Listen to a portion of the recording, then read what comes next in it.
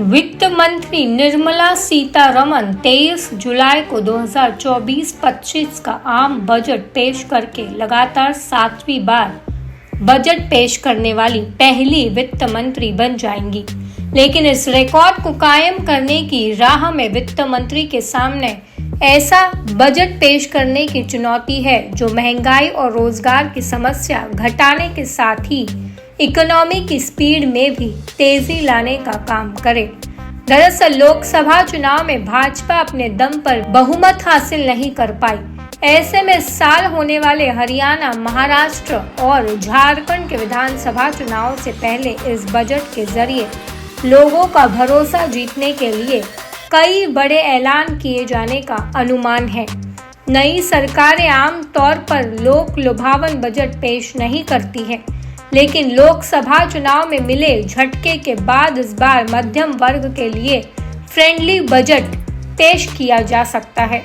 सबसे पहले तो माना जा रहा है कि इस बार के बजट में चुनाव में दूर छिटके मध्य वर्ग को अपनी तरफ खींचने के लिए सरकार टैक्स छूट का तोहफा दे सकती है। अनुमान है कि सरकार आयकर छूट की सीमा को बढ़ाकर 5 लाख रुपए कर सकती है। इसके अलावा टैक्स स्लैब्स को भी बढ़ाकर लोगों की जेब में ज्यादा रकम पहुंचा सकती है। इस कदम से सरकार टैक्स का बोझ कम करेगी, जिससे लोगों को महंगाई से राहत मिल सकती है। वहीं नए टैक्स सिस्टम को आकर्षक बनाने के लिए टैक्स डिडक्शन लिमिट को बढ़ाने और दूसरी जरूरी कटौतियों को शामिल किया जा सकता है। इसे बढ़ाने से टैक्स पेयर्स को राहत मिलेगी और पुरानी टैक्स रिजीम से स्विच करने के लिए ज्यादा प्रोत्साहित किया जा सकेगा। इसके बाद सरकार युवाओं को साधने के मकसद से रोजगार बढ़ाने वाली योजनाओं का बजट में ऐलान कर सकती है। रोजगार को बढ़ाने के लिए ग्रामीण अर्थव्यवस्था को बढ़ावा देने से जुड़े ऐलान भी किए जा सकते हैं।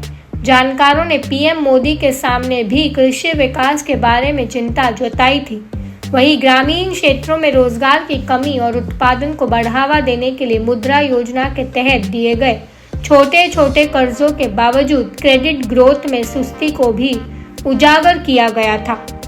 इस समस्या का समाधान करके सरकार कई दूसरे सेक्टर्स की भी मदद करेगी, क्योंकि एफएमसीजी से लेकर कंज्यूमर ड्यूरेबल्स तक की ग्रोथ देश के ग्रामीण बाजारों पर निर्भर है।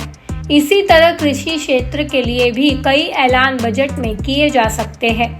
किसानों को उनकी उपज का सही मूल्य दिलाने के लिए एमएसपी की खामियां सरकार दूर कर सकती है। फसलों की सरकारी खरीद कुल उपज का करीब 6% है। ऐसे में कृषि बाजारों और ग्राम हाट जैसे वैकल्पिक सिस्टम को तैयार करके ज्यादा किसानों को एमएसपी जितना दाम दिलाया जा सकता है। उत्पादन बढ़ाने के लिए बेहतर बीज का इंतजाम आसान किया जा सकता है। पीएम किसान की रकम को 6,000 से बढ़ाकर 8,000 या उससे भी ज्यादा किया जा सकता है। इस बार के बजट में मांग की जा रही है कि अफोर्डेबल आवास स्कीम का दायरा बढ़ाया जाए।